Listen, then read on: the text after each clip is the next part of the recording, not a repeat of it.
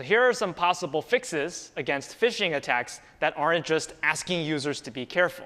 So one thing we can do to make phishing attacks less dangerous is we can mitigate the damage that a phishing attack can do.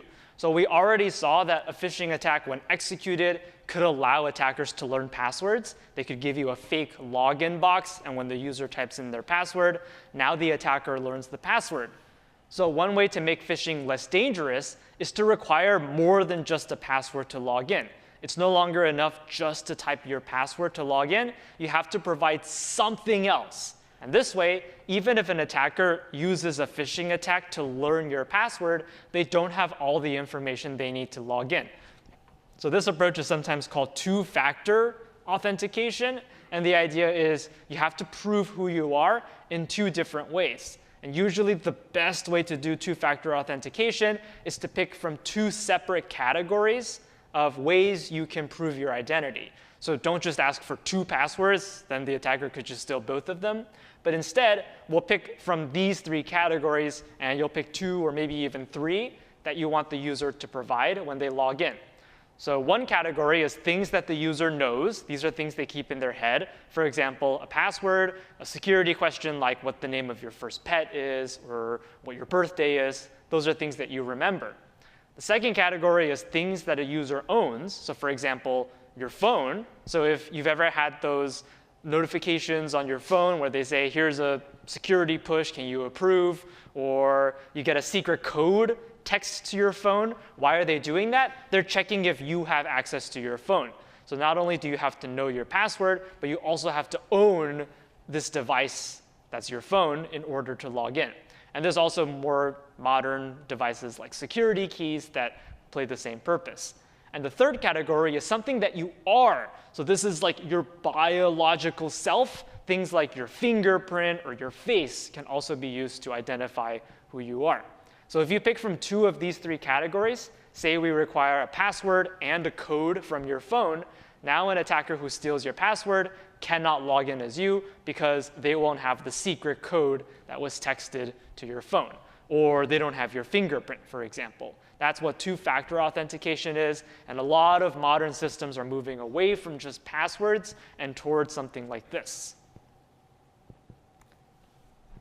So two-factor authentication is great. It helps mitigate the damage of phishing attacks. And it actually solves other problems too. So for example, if an attacker steals the password file, like we saw earlier, that's not enough for them to log in. They don't have the second factor, whether that's your phone or your face.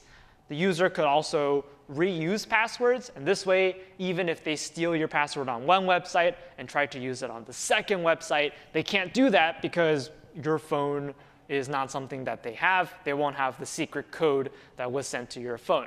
So two-factor authentication is good because it solves these problems where if a user's password is compromised, they still need a second factor for you to log in. So two-factor authentication is great. It stops attacks where the password is stolen. But it's not perfect. So we still have to be careful because there are still attacks, like phishing attacks, where the attacker steals not just one, but both of the factors. So if you give the attacker both of the factors, now they can log in as you. So one example, here it is in text and here it is in pictures, might look like this. So here's the victim, here's the attacker, and here's the actual server. This is the same attacker in two boxes because drawing arrows is hard.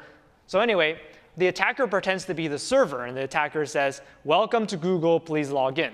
So the attacker is impersonating Google. So now the victim, who doesn't know any better, sends their username, sends their password. That's the first of the two factors, something they know, to the attacker. And now the attacker can go to Google and type in that password. Now the problem is Google requires two factors. So the next thing Google will do is it will text a code to the victim's phone, and the user has to type in the code in order to log in. So we'll pretend like the second factor is a code sent to your phone. So at this point, who does Google send the code to? Well, not the attacker, because the attacker doesn't own the phone. Google will send the code to the victim. And so now what will the attacker do? The attacker can say, hey, give me the security code, because I'm Google. And if the victim doesn't know better, they would send the security code to the attacker, who can then send it to Google. So here, by impersonating the website here to ask for the password, and then also impersonating the website to ask for the security code, the attacker has stolen both factors and is able to log in. So two-factor authentication is good, but it's not perfect, and phishing attacks can still try to steal both factors. Other ways to subvert two-factor authentication, here we're starting to consider human factors again, because sometimes users will forget their password or lose their phone, and they need some sort of reset. So sometimes what you can do is you can trick humans into performing a reset, and that might help you steal some of the factors. So as some concrete examples, we've already seen that sometimes the second factor is texting a code to a phone number. Maybe the attacker will call your phone provider and say, hey, actually, I switched phones. I don't use that old one anymore. This is my new phone. And if the human in Verizon's customer service doesn't know any better, they might deactivate the old phone and activate your new phone, and suddenly the texts now go to the attacker. So that could be a case where the vulnerability is not in the scheme itself, but it's in a human who didn't know any better and was tricked into switching the phone to a new one. There could also be other customer support related vulnerabilities. Maybe you call customer support and you tell them, I don't have my phone anymore, so I can't do two-factor. Can I just log in with my password? And if the customer support agent doesn't know any better, they might just deactivate your two-factor authentication, and now you just need the password to log in.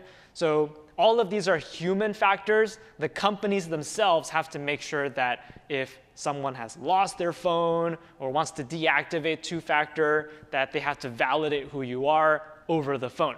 So these are examples of social engineering where the vulnerability is not in our computers, but in the people running them.